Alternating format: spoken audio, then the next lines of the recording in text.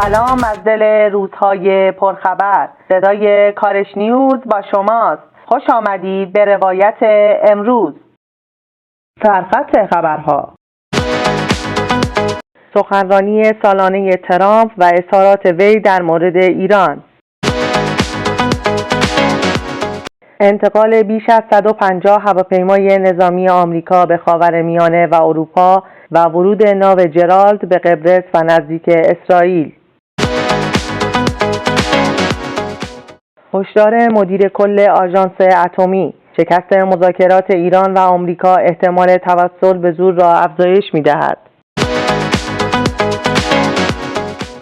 سلام، به این بخش خبری از کارش نیوز خوش آمدید. CBS نیوز گزارش داد که دونالد ترامپ در سخنرانی سالانه خود در کنگره تاکید کرد ایران هرگز نباید به سلاح هسته‌ای دست یابد. او گفت ترجیحش حل دیپلماتیک است، اما اجازه نخواهد داد حامی شماره 1 ترور به توان هسته‌ای نظامی برسد. به گزارش CBS نیوز، ترامپ در بخش دیگری از سخنرانی ایران را متهم کرد که برنامه هسته‌ای خود را دوباره فعال کرده و تهدید کرد در صورت عدم توافق گزینه نظامی روی میز است. به گزارش ایندیا اکسپرس، او مدعی شد عملیات نظامی سال گذشته آمریکا توان هسته‌ای ایران را نابود کرده و این پیام را به تهران داده که واشنگتن عقب نشینی نخواهد کرد. رئیس جمهور آمریکا گفت مذاکرات غیر مستقیم با ایران ادامه دارد، اما هشدار داد زمان برای رسیدن به توافق محدود است. ترامپ همچنین ایران را بزرگترین حامی تروریست در جهان خواند و گفت رفتار منطقه‌ای تهران باید تغییر کند. او ادعاهای تازه‌ای درباره برنامه موشکی ایران مطرح کرد و گفت واشنگتن اطلاعات قطعی درباره فعالیت‌های نظامی تهران دارد و در مقابل مقام‌های ایرانی همان شب این ادعاها را دروغ‌های بزرگ و بخشی از جنگ اطلاعاتی آمریکا و اسرائیل توصیف کردند. ایران همچنین گفت سخنان ترامپ تلاشی برای فشار بر مذاکرات ژنو است و تاکید کرد برنامه هسته‌ای‌اش صرفاً صلح‌آمیز است. در مجموع سخنرانی ترامپ نشان داد دولت آمریکا همچنان رویکردی سختگیرانه نسبت به ایران دارد و احتمال تشدید تنش‌ها همچنان وجود دارد.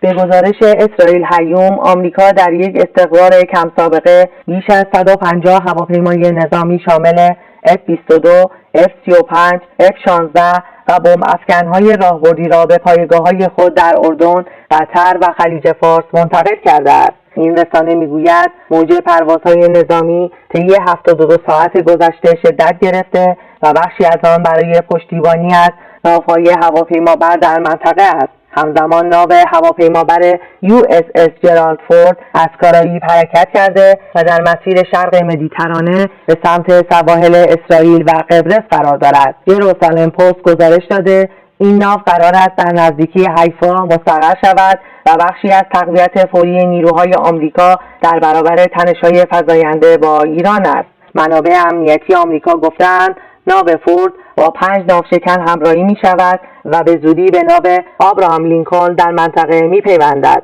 این استقرار گسترده شامل هواپیماهای سوخت‌رسان و هواپیماهای باربری نظامی نیز هست که طی روزهای اخیر وارد اسرائیل شده‌اند.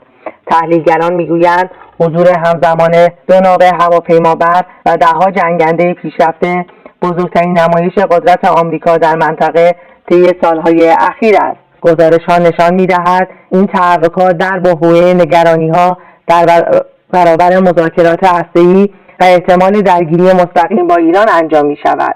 یک مقام ایرانی به USNA نیوز گفته این استقرار برای بازدارندگی فوری و آمادگی عملیات طولانی مدت طراحی شده است. در مجموع منطقه وارد مرحله‌ای شده که هر جابجایی جدید می‌تواند موازنه نظامی را به سرعت تغییر دهد و تنش‌ها را افزایش دهد. رافائل گروسی، مدیر کل آژانس بین‌المللی انرژی اتمی، هشدار داده شکست مذاکرات ایران و آمریکا می‌تواند احتمال توسل به زور را افزایش دهد. او در گفتگو با شبکه RTVC گفت اگر توافقی حاصل نشود راه‌های دیگری برای جلوگیری از دستیابی ایران به سلاح هسته‌ای مطرح می‌شود. گروسی تاکید کرد هدف آژانس این است که هیچ مسیر خشونت‌آمیزی برای حل بحران طی نشود اما بنبست فعلی خطرناک است. او گفت ذخایر اورانیوم غنی شده ایران همچنان در حجم بالا باقی مانده و این موضوع ریسک درگیری را افزایش می‌دهد.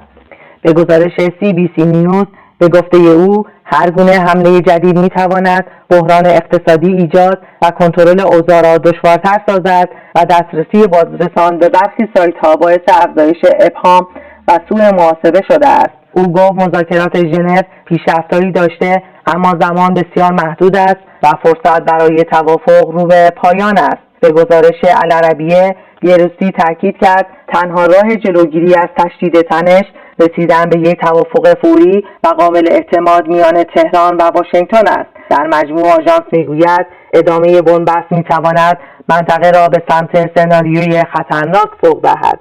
سپاس از همراهیتان. تا خبرهای بعدی، بدرود.